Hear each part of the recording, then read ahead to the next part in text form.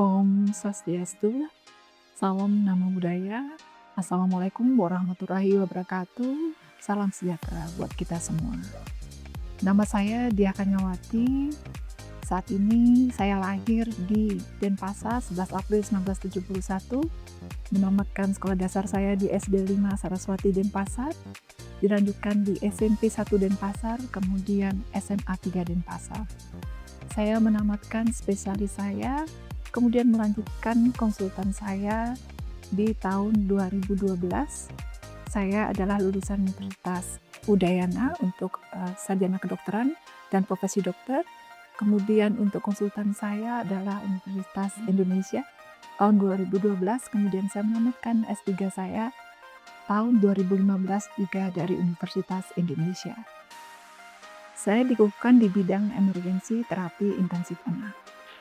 Dalam orasi ilmiah yang saya sampaikan, saya mengangkat satu tema yang berjudul ferritin sebagai simbol inflamasi metabolik serta dampaknya terhadap transformasi manajemen pasien kritis anak.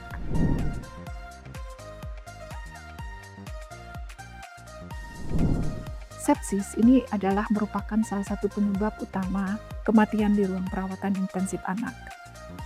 Untuk topik sepsis ini, kami sudah meneliti topik ini dari 10 tahun yang lalu.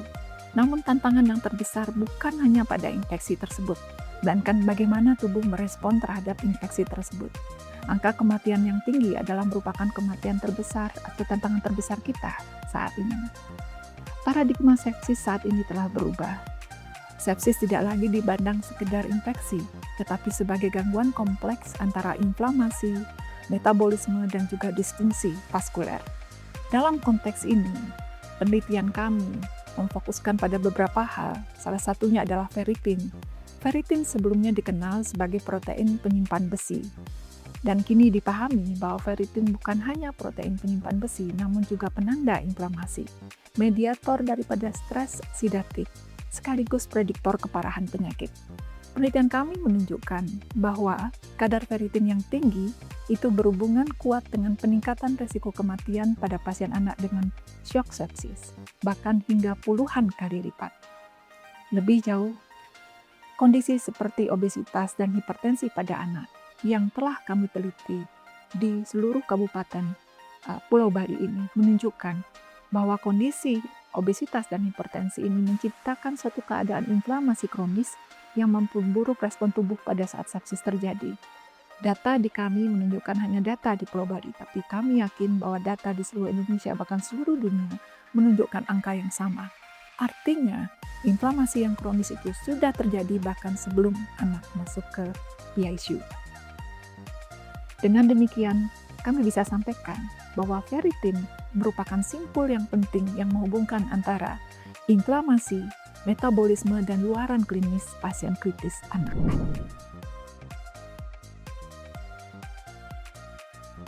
Bagaimana manfaat bagi masyarakat dalam penelitian ini? Penelitian ini tidak hanya berhenti pada aspek ilmiah, tetapi memiliki dampak nyata bagi masyarakat. Terkait dengan kasus obesitas dan hipertensi adalah hanya bagian dari inflamasi kronis yang selama ini kita tidak sadari dan merupakan penanda awal yang menyebabkan prognosis pasien saat sampai ke kami itu mengalami perubahan. Pertama, penelitian ini akan membuka peluang penggunaan ferritin sebagai biomarker sederhana untuk deteksi dini resiko sepsis yang berat. Prediksi luaran pasien juga sangat penting kita tetapkan di awal sebagai pengambilan keputusan klinis yang lebih cepat dan tepat.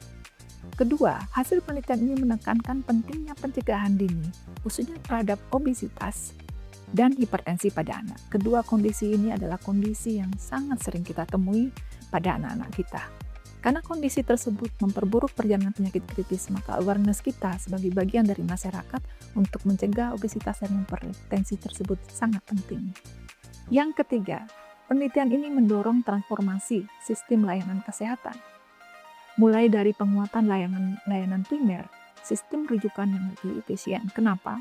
Karena anak-anak kita yang kita rujuk ke rumah sakit tersier barangkali bukan berada pada kondisi awal, tapi merupakan bagian dari inflamasi yang sudah berlangsung terus-menerus. Keempat, dampaknya.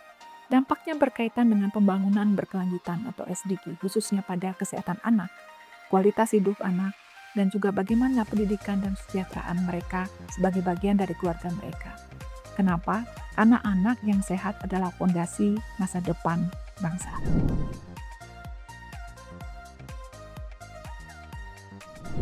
Apa komitmen saya sebagai guru besar? Yang pertama, sebagai guru besar, komitmen saya adalah melanjutkan peran Tridharma perguruan tinggi saya. Di bidang pendidikan, gelar guru besar ini bukan hanya berhenti merupakan langkah akhir dari saya, tapi merupakan bagian yang akan terus saya kerjakan untuk mendidik generasi dokter, baik dokter umum, dokter spesialis, ataupun dokter konsultan yang kompeten dan berintegritas. Kemudian saya akan memberikan pendidikan bukan hanya di bidang kedokteran ataupun ilmu yang terkait ilmu kesehatan, namun khususnya nanti akan juga berkomitmen khususnya pada bidang kami, yaitu emergensi dan terapi intensif anak. Di bidang penelitian, saya akan terus mengembangkan penelitian berbasis data lokal di Indonesia. Inovasi biomarker adalah satu hal di sisi lain yang kita akan kerjakan sebagai penelitian untuk terus membuat inovasi-inovasi. Namun yang lebih jauh dari itu, bagaimana kita melihat sumber daya kita sendiri, apakah itu sumber daya manusianya, sarana prasarana yang kita miliki, kemudian bagaimana kita sebagai suatu tim di Indonesia ini memanfaatkan seluruh hal yang terkait dengan pelayanan kesehatan kita menjadi lebih baik. Hal ini telah kita mulai di Indonesia di bidang kami, di mana kami, unit kerja kami, telah memulai satu penelitian berbasis data lokal di Indonesia. Harapan kami, kesenjangan yang ada di kita, kepulauan yang banyak ini, akan terus kita perbaiki. Sumber daya manusia yang ada, kita tingkatkan kemampuannya dalam memberikan pelayanan pada kesehatan anak, terutama anak yang dalam penyakit kritis. Namun sumber daya yang terbatas bukan berarti membatasi kita untuk memberikan layanan yang terbaik bagi anak-anak kita. Ini adalah komitmen kami di bidang penelitian. Dan saat ini pun penelitian yang berskala nasional telah dimulai. Pengabdian kepada masyarakat. Saya percaya bahwa ilmu itu tidak terbatas ruang, tidak terbatas bahwa di universitas tempat kita mengajar, tidak terbatas pada ruang PICU di mana kita memberikan pelayanan, tidak terbatas hanya di ruang emergensi di mana saya memberikan pelayanan bersama tim saya. Namun itu adalah ilmu yang seharusnya kita bagi dan kita sebarkan ke masyarakat.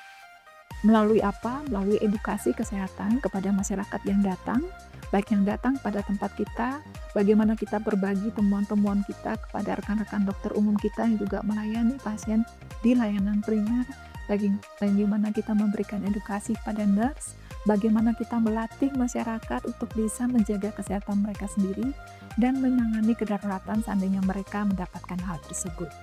Budaya lokal yang saat ini juga kami teliti adalah hal yang baik untuk bisa memberikan kontribusi pada pelayanan kami. Dan saat ini di penelitian kami yang telah memberikan hasil adalah budaya lokal kita, gamelan kita yang memberikan efek sedasi yang cukup baik pada anak-anak. Pada akhirnya akan kami berikan kembali kepada masyarakat. Bagaimana anak-anak bisa menerima musik mereka sendiri sebagai bagian dari terapi penyembuhan mereka. Bagi saya, guru besar adalah bukan akhir perjalanan saya.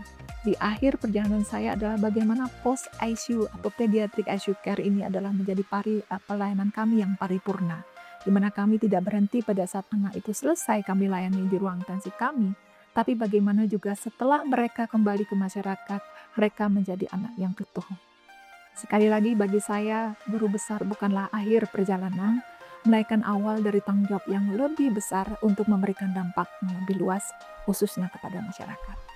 Perjalanan ini tidak akan mungkin tercapai tanpa dukungan keluarga, guru-guru saya, sahabat tim kerja saya, nurse yang telah membantu, seluruh dokter umum yang telah membantu kami, seluruh pihak yang telah bersama saya selama ini. Saya percaya bahwa ilmu pengetahuan yang kita kembangkan hari ini dan sebelumnya itu adalah investasi untuk masa depan anak-anak kita. Seperti moto Universitas Udayana, Taki-Taki Ningsiwa ke Gunawidya, bersungguh-sungguh mengabdikan diri pada kebajikan dan ilmu pengetahuan itu adalah tujuan utama kita. Mari kita bersama-sama membangun masa depan di mana setiap anak memiliki kesempatan untuk tumbuh, sehat, dan berkembang secara optimal. Om Santi Santi Om.